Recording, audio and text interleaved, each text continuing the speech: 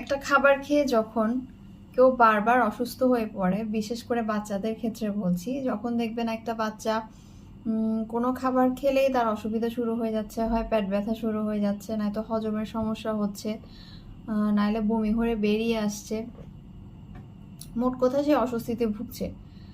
বিশেষ করে যদি বাচ্চাদেরকে দেখেন, দুধ দুধ খেয়েই তাদের অসুবিধা শুরু হয়ে যায়, অস্বস্তিটা শুরু হয়ে যায়, মানে দুধটা সে পেটে রাখতেই পারছে না, দুধ খেলেই তার যত সমস্যা বেরিয়ে আসছে, বিভিন্ন ধরনের উপসর্গ থাকবে।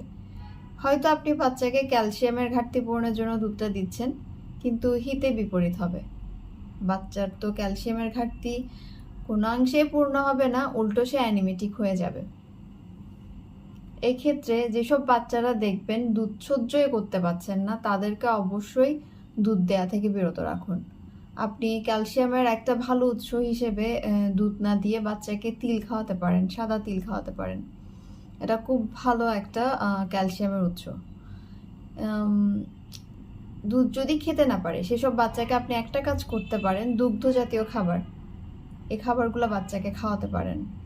এই ছোটোখাটো বিষয়গুলো অবশ্যই মাথায় রাখবেন, তা না হলে কিন্তু আপনার বাচ্চাটি অ্যানিমেটিক হয়ে পড়তে পারে।